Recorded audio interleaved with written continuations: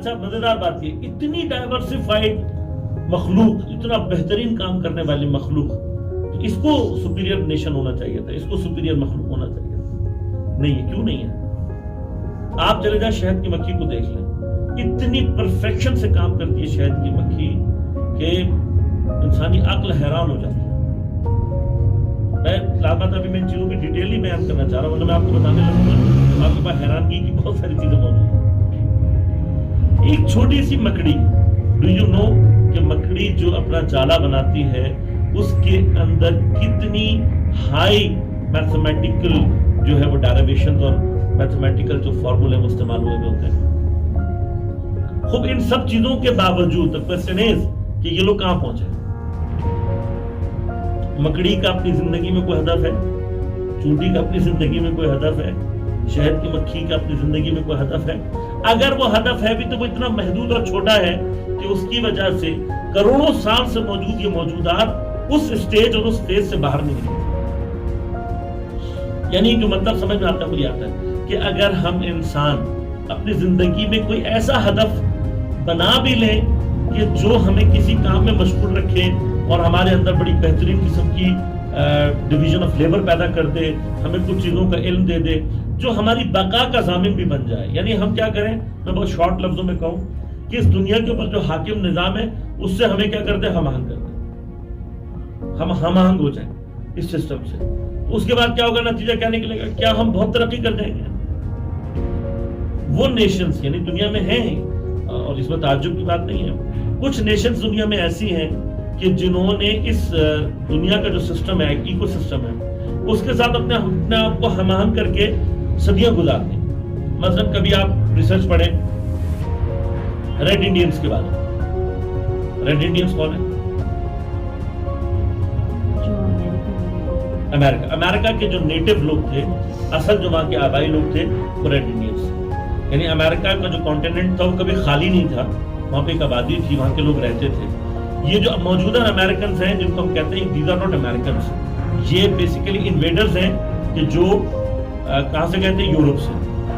Christopher Columbus جس کا نام آپ نے یقیناً سنا ہوگا، کرسٹوفر کولمبس نے کیا کیا تھا؟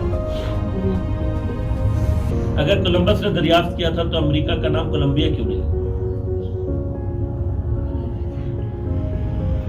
اگر امریکہ کرسٹوفر کولمبس نے دریافت کیا تھا تو امریکہ کا نام کولمبیا ہونا چاہیے. کیوں امریکہ کی ایک اسٹیٹ کا نام کولمبیا ہے، کولمبس کے نام؟ اس لیے کہ کرسٹوفر کولمبس کی ڈائری میں یہ الفاظ ملے کہ اس نے کہا کہ اپنے حساب سے وہ ویسٹ انڈیز پہنچا تھا.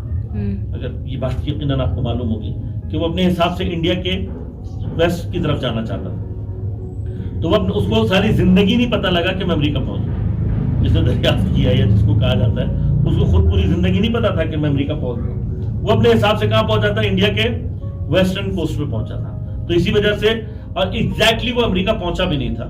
امریکہ کے بالکل پاس ایک چھوٹا سا آئلینڈ ہے جس کو ویسٹ انڈیز کہتے ہیں، ٹھیک ہے، ویسٹ انڈیز. وہ اپنے حساب سے وہاں پہنچا تھا، لیکن وہ کہتا ہے کہ when I reached at the coast of West Indies I found the ship of Captain America.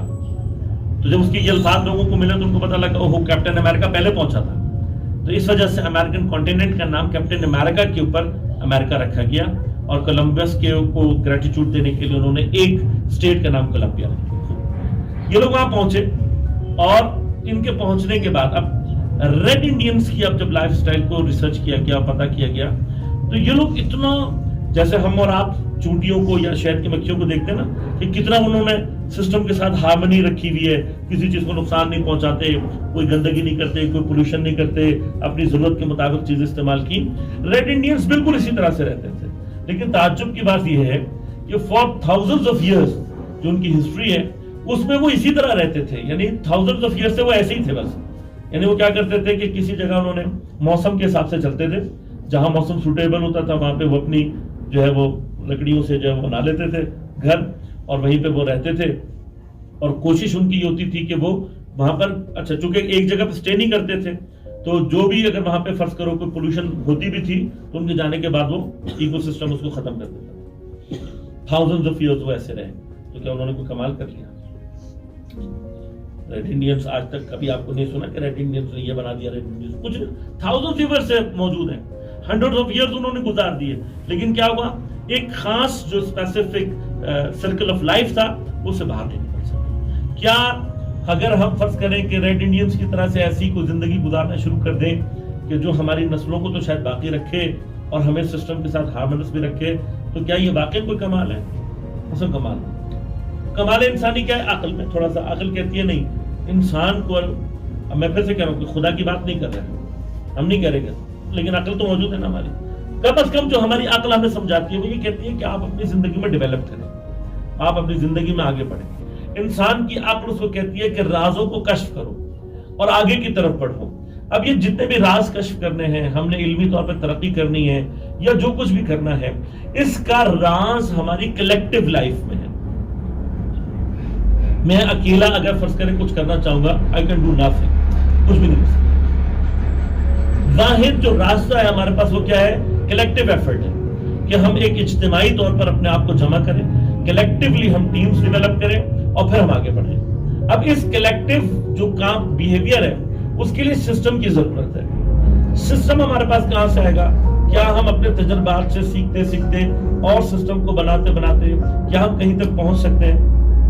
آج جو موجودہ انسانی نظام اور آج جو انسان کی تعداد اور جس کو کہنا چاہیے کہ اس کی جتنا نمبرز انسان ہو چکا ہے، اس میں ہمیں یہ سمجھ میں آتا ہے کہ نہیں بھائی، یہ تو ہمارے اوپر جب تک کوئی ایک ایسی سپیریئر جو ہے وہ چیز نہیں آئے گی کہ جو ہم سب کو کنٹرول کرے، انسان کنٹرول کر نہیں سکتا۔ اب آپ چاہے خدا کے قائل ہوں یا نہ ہوں، آپ مرنے کے بعد جنت اور جہنم کے قائل ہوں یا نہ ہوں، یہ بات انسان کو اس وقت سمجھ میں آ رہی ہے۔ ابھی اتفاقاً آج ہی کسی نے مجھ سے ایک چیز بہت اچھی شیئر کی۔ ایک رائٹر ہے جو کہ اگریسو ایتھیسٹ کہلاتا ہے، یعنی اس کے بارے میں مشہور ہے کہ وہ بڑی شدت کے ساتھ خدا کی نفی کرتا ہے۔ وہ کہتا ہے کہ بھائی خدا ہو یا نہ ہو، ٹھیک ہے، وہ کہتا ہے اس سے بحث نہیں ہے، لیکن we need the concept of God. اگر آپ نے اپنی کلیکٹیو لائف کو آگے بڑھانا ہے، you need the concept of God. ابھی سے بحث نہیں کرے کہ خدا ہے یا نہیں۔ وہ کہتا ہے تجربہ کر کے دیکھ لو۔ اس نے تجربہ کیا، کیا تجربہ کیا؟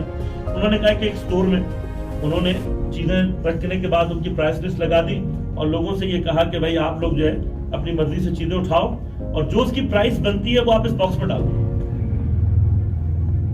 تو انہوں نے نوٹ کیا کہ جتنی چیزیں گئی ہیں اتنے پیسے نہیں ہیں۔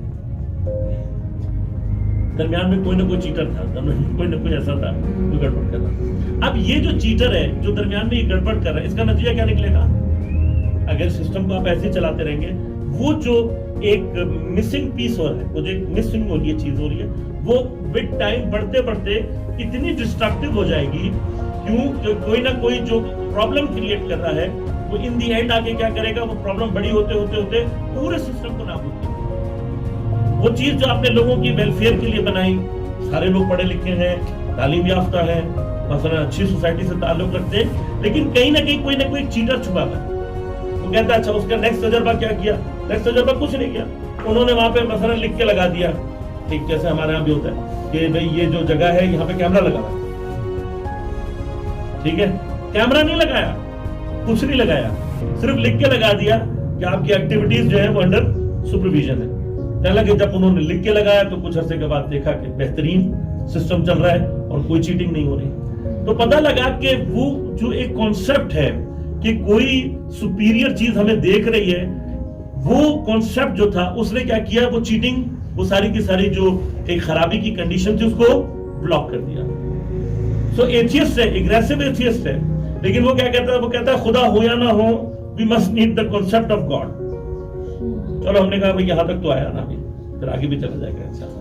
The problem is this، عزیزان من، اگر ہم اپنے آپ کو ڈیولپ کرنا چاہتے ہیں، we need a collective system، collective effort، team working کے ساتھ ایک اجتماعی طور پر آگے بڑھیں گے تو ہمارے بڑھنے کا چانس ہے، ورنہ بڑھنے کا چانس نہیں۔ تو اگر یہ ڈیسائیڈ ہو گیا تو دوسری چیز ہمیں کیا سمجھ میں آ رہی ہے؟ collective effort میں we need a superior system، کہ جو ہمیں واچ کرنے والا، جو ہمیں دیکھنے والا ہو، جو ہمیں کنٹرول کرنے والا ہو۔ ان دو چیزوں کو اگر ہم جمع کر لیتے ہیں تو تیسری چیز آٹومیٹیکلی ہمارے ہاتھ میں آ جاتی ہے کہ اتنی عرصہ گزارنے کے بعد انسان اب ٹیکنالوجی کی ایڈوانسمنٹ کی جس دور میں داخل ہو چکا ہے، اس سب کے باوجود انسان یہ کہنے پر مجبور ہے کہ ہم نے آج تک انسان کو ہم نہیں پہچان سکتے۔ اس وقت آپ اگر نیٹ پہ ذرا سا بھی سرچ کریں گے اباؤٹ ہیومن تو جو لفظ آپ کو سب سے پہلے اوپر نظر آئے گا وہ یہ نظر آئے گا دنیا کا اس وقت سب سے زیادہ ناشناختہ وجود کیا ہے؟ انسان. The more we are working on human, جتنا ہم زیادہ ہیومن اسٹڈی کرتے جا رہے ہیں اتنا نتیجہ کیا نکل رہا ہے کہ ہم اتنا یہ سمجھ رہے ہیں کہ ہم انسان کے بارے میں معلوم نہیں. تو جب آپ کو اپنے بارے میں نہیں معلوم اور جب آپ کو پوری کائنات کے سسٹم کے بارے میں نہیں معلوم تو can you define a system for human being کہ جو اس کو اس کے کمال کی طرف لے کر جا سکے؟ تو آنسر از نو. اینڈ یہیں سے وہ نیڈ پیدا ہوتی ہے کہ جہاں پر ہم یہ کہتے ہیں کہ there must be a system کہ جو انسان کو اس کے